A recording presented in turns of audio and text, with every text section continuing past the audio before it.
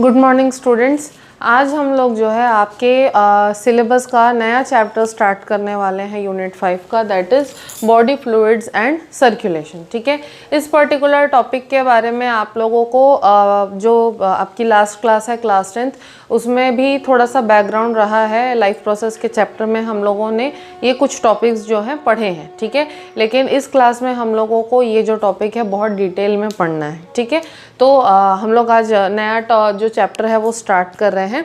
अब body fluids and circulation के बारे में सबसे पहले थोड़ा सा इंट्रोडक्शन दूँ तो सभी को पता है कि हमारी बॉडी में डिफरेंट टाइप्स ऑफ न्यूट्रिएंट्स जो हैं वो बॉडी के हर पार्ट को सप्लाई करना ज़रूरी है। ठीक है, साथ ही साथ जो हमारे बॉडी में डिफरेंट मेटाबॉलिक वेस्ट मटेरियल या बाई प्रोडक्ट्स जो जनरेट होते हैं, ठीक है, उनका रिमूवल भी साइमल्टेनियसली करना ज़रूरी है। ठीक है, तो इसके लिए क्योंकि न्यूट्रिएंट्स की सप्लाई भी करनी है और वेस्ट मटेरियल्स का रिमूवल भी करना है, इसके लिए हमारी बॉडी जो है, हमारी बॉडी में एक बहुत ही एफिशिएंट ट्रांसपोर्टेशन सिस्टम का होना बहुत ज़रूरी है। क्योंकि अदरवाइज़ अगर ये सिस्टम नहीं रहा तो उस न्यूट्रिएंट्स की सप्लाई और वेस्ट मटेरियल्स का रिमूवल जो है वो बहुत डिफ़िकल्ट हो जाएगा, क्योंकि हमारी बॉडी जो है उसका ऑर्गेनाइजेशन काफ़ी कॉम्प्लेक्स है।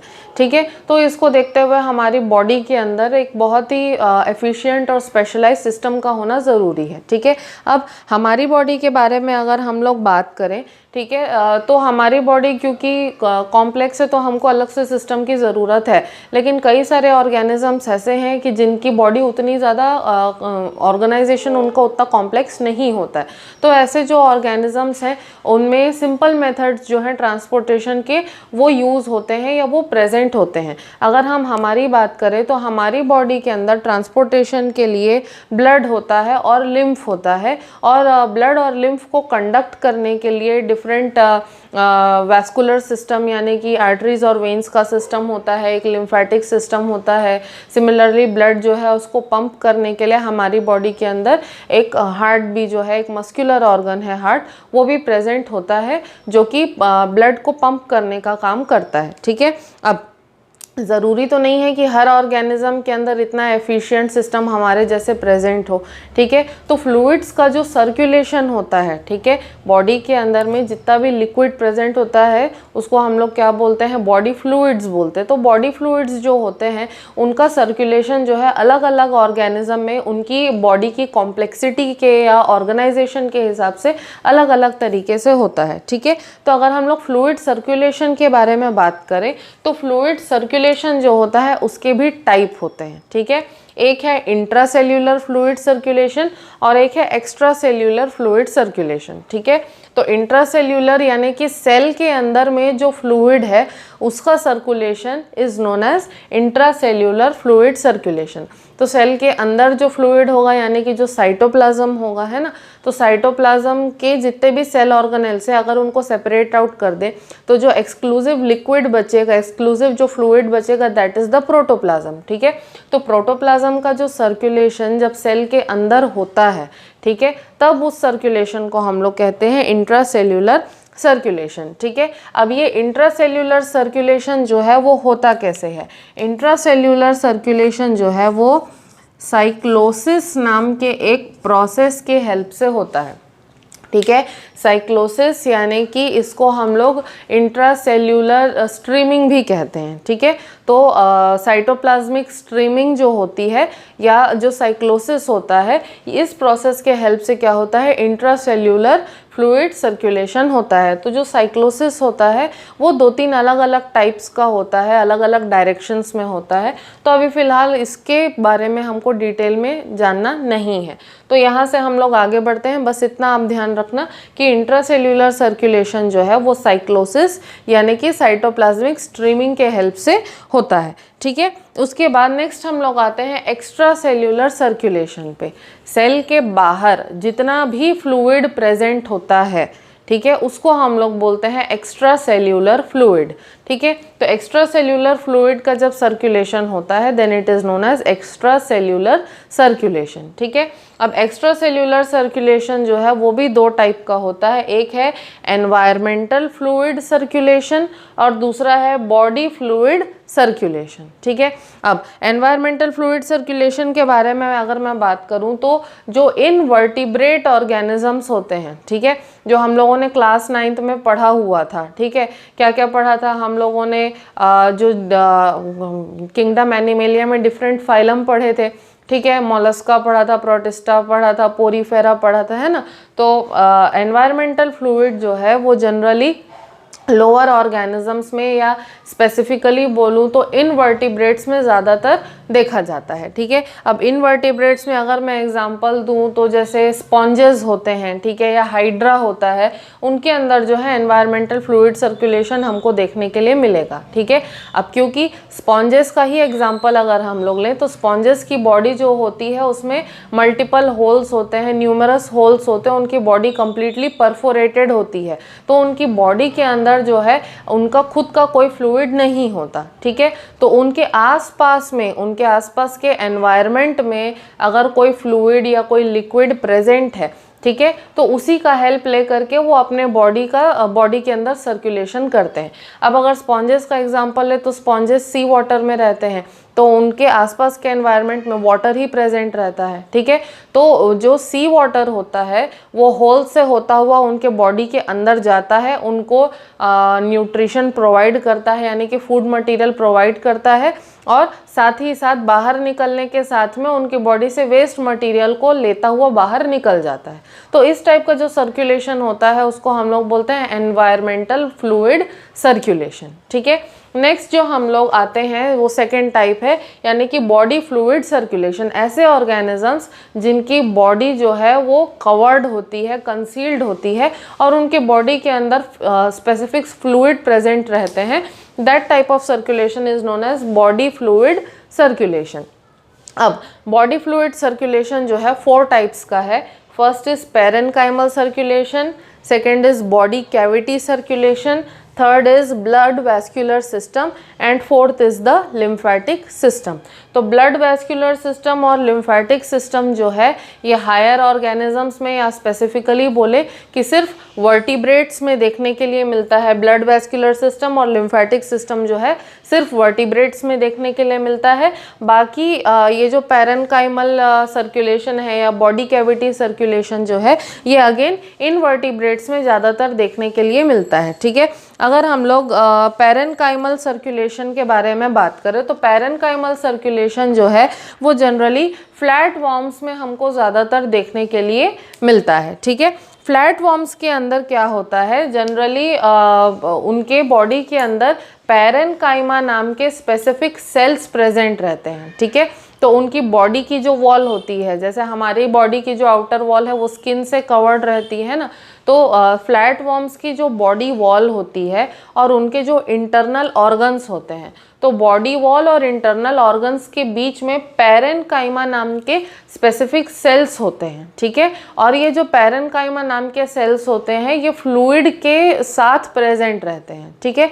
तो जनरली क्या होता है कि इनके अंदर किस तरीके से सर्कुलेशन होता है कि बॉडी जब उनकी बॉडी मूव करती है, फ्लैटवॉर्म्स की बॉडी जब मूव करती है तो बॉडी के मूव करने के साथ साथ उनके बॉडी के अंदर का जो पैरेनकाइमल फ्लूइड रहता है वो भी मूव करता है, और बॉडी के मूवमेंट के साथ साथ ही पैरेनकाइमल फ्लूइड का भी सर्कुलेशन जो है उनकी बॉडी में होता है।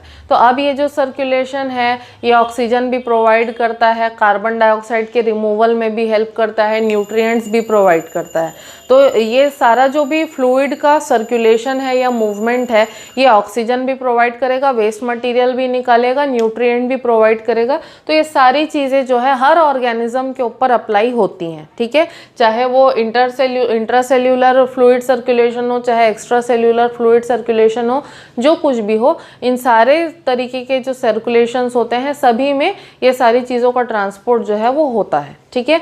अब सेकेंड टाइप पे हम लोग आते हैं बॉडी कैविटी सर्कुलेशन। ये जनरली राउंड वॉर्म्स के अंदर हमको देखने के लिए मिलता है, ठीक है। अब राउंड वॉर्म्स जो होते हैं उनके बॉडी के अंदर कोई स्पेसिफिक सेल्स तो नहीं होते हैं, लेकिन उनकी बॉडी के अंदर एक कैविटी होती है जिसको कहते हैं स्यूडोसील, ठीक है। बॉडी कैविटी होती है, बॉडी कैविटी को बोलते हैं स्यूडोसील, ठीक है। तो ये जो स्यूडोसील होता है, स्यूडोसील के अंदर इनके बॉडी फ्लूइड जो है वो फिल्ड रहता है, ठीक है। अब जैसे जैसे उनकी बॉडी मूव करते जाती है तो उनकी बॉडी के मूव करने के साथ में ही क्या होता है कि ये जो फ्लूइड रहता है, स्यूडोसील में जो फ्लूइड भरा रहता है उसका भी मूवमेंट होता है, और ये जो फ्लूइड है जब वो मूव करता है तो फिर वो डिफरेंट डिफरेंट डायरेक्शंस में क्या करता है, सर्कुलेट करता है, ठीक है। So this was the second type, that is body cavity circulation. Third type पे हम लोग आते हैं ब्लड वैस्कुलर सिस्टम, ठीक है। तो जैसे मैंने क्या बोला था कि ब्लड वैस्कुलर सिस्टम जो है ये हायर इनवर्टिब्रेट्स में और जो वर्टिब्रेट्स होते हैं उनके अंदर ब्लड वैस्कुलर सिस्टम जो है वो देखने के लिए मिलता है, ठीक है। अब इसमें क्या होता है कि जो भी ऑर्गेनिज्म के अंदर ब्लड वैस्कुलर सिस्टम है उनकी बॉडी के अंदर एक स्पेसिफिक फ्लूइड होता है जिसको कि हम लोग कहते हैं ब्लड, ठीक है। अब ब्लड जो है उसका काम क्या होता है, ब्लड का काम होता है ऑक्सीजन का, न्यूट्रिएंट्स का ट्रांसपोर्ट करना और वेस्ट मटेरियल जो है उसको कलेक्ट करना और उसका रिमूवल फैसिलिटेट करना, ये फंक्शन होता है ब्लड का, ठीक है। और इस ब्लड को पंप करने के लिए एक मस्कुलर ऑर्गन यानी कि जनरली हार्ट जो है वो भी प्रेजेंट रहता है, ठीक है। नेक्स्ट जो लास्ट टाइप है हम लोग उस पे आते हैं, that is the lymphatic system. Lymphatic system जो होता है ये जितने भी वर्टिब्रेट्स हैं, इनवर्टिब्रेट्स में नहीं रहता, जितने भी वर्टिब्रेट्स हैं उनके अंदर लिम्फेटिक सिस्टम प्रेजेंट होता है, और लिम्फेटिक सिस्टम के अंदर लिम्फ को कंडक्ट करने के लिए लिम्फेटिक डक्ट्स वगैरह जो हैं वो भी प्रेजेंट रहते हैं, ठीक है। अब लिम्फ का काम क्या होता है, लिम्फ जो है वो भी सर्टेन सब्सटेंसेस या हार्मोन्स या फैट्स वगैरह होते हैं उनके ट्रांसपोर्ट में हेल्प करता है, और बॉडी को इम्यूनिटी प्रोवाइड करने का काम भी लिम्फ के थ्रू होता है, okay. So these are the different types of fluid circulation, ठीक है। अब अगर हम लोग डिफरेंट टाइप्स ऑफ फ्लूइड्स को डिस्कस करें, ठीक है, तो डिफरेंट टाइप्स ऑफ फ्लूइड्स भी प्रेजेंट रहते हैं, उनके भी बहुत सारे टाइप्स होते हैं, तो उसको एक बार ब्रीफ में हम लोग देख लेते हैं।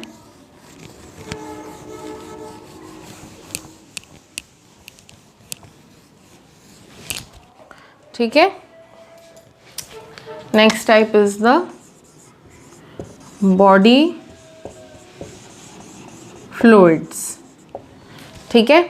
अब बॉडी फ्लूइड्स जो होते हैं वो मीडियम ऑफ ट्रांसपोर्ट होते हैं, मतलब मटेरियल्स के ट्रांसपोर्ट होने का एक मीडियम होते हैं ये बॉडी फ्लूइड्स, ठीक है। अब अगर हम लोग बॉडी फ्लूइड्स के बारे में बात करें तो जो अगर हम लोग ह्यूमन बींग्स के बारे में या किसी जनरली किसी ऑर्गेनिज्म के बारे में बात करें तो जनरली बॉडी फ्लूइड्स जो होते हैं, टोटल सारे बॉडी फ्लूइड्स जो हैं टोटल मिला के 42 लीटर्स ऑफ बॉडी फ्लूइड जो है वो किसी भी ऑर्गेनिज्म की बॉडी में रह सकता है। 42 litres of body fluid can be present in any organism, ठीक है। अब ये 42 लीटर्स ऑफ फ्लूइड जो है ये बॉडी का 62% वेट होता है। 42 litres of fluid it covers the 62% of body weight, ठीक है। तो इतनी ज़्यादा क्वांटिटी होती है। अब बॉडी फ्लूइड्स जो होते हैं उनको जनरली हम लोग 2 टाइप्स में डिस्टिंग्विश कर सकते हैं या क्लासिफाई कर सकते हैं। पहला है intracellular fluid,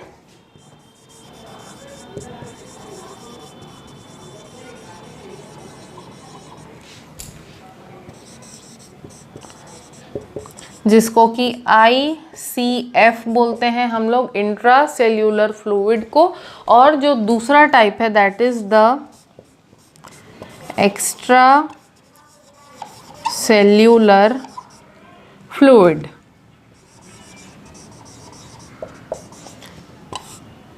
ECF, intra cellular fluid that is ICF and extra cellular fluid that is the ECF। अगर हम लोग इंट्रा सेल्यूलर फ्लूइड के बारे में बात करें तो सेल के अंदर में जो प्रोटोप्लाज्म प्रेजेंट है उसको हम लोग बोलते हैं इंट्रासेल्यूलर फ्लूइड। सेल ऑर्गेनेल्स को हटा दे साइटोप्लाज्म से तो जो फ्लूइड यानी कि जो प्रोटोप्लाज्म बचता है उसी को हम लोग कहते हैं इंट्रासेल्यूलर फ्लूइड। ठीक है, तो इंट्रासेल्यूलर फ्लूइड जो है ये कम से कम 28 लीटर्स ऑफ इंट्रासेल्यूलर फ्लूइड जो है हमारी बॉडी में रहता है।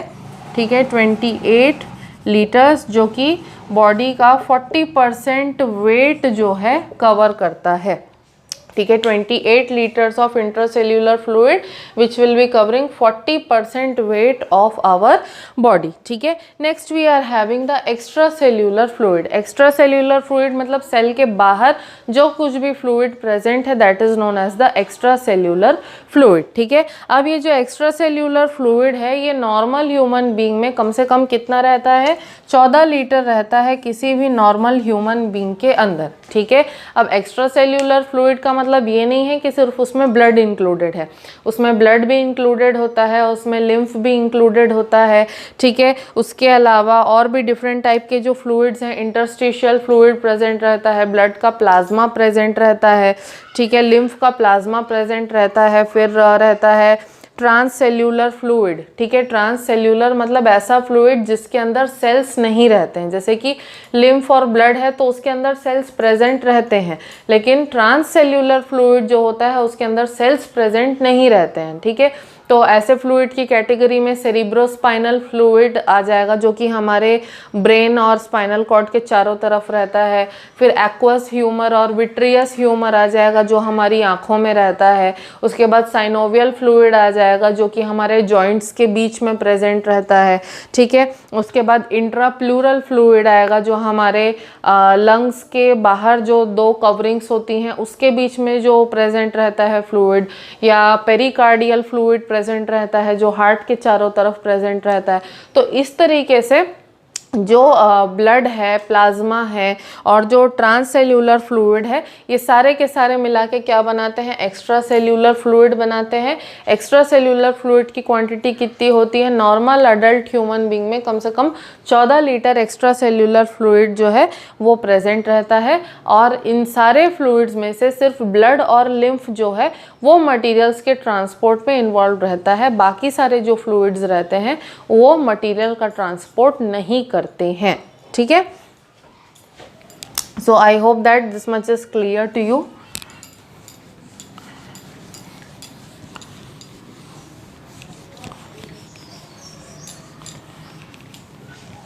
ठीक है, अब इसके आगे जो है हम लोग ब्लड का जो कंपोजिशन है उसको देखना स्टार्ट करेंगे। तो आज हम लोग सिर्फ इंट्रोडक्शन तक ही रखते हैं। जो हमारा नेक्स्ट लेक्चर रहेगा, नेक्स्ट लेक्चर से ब्लड का जो कंपोजिशन है उसको हम लोग डिस्कस करना स्टार्ट करेंगे। अंटिल देन अगर आप लोगों को कोई भी डाउट है तो you can inform me. Thank you.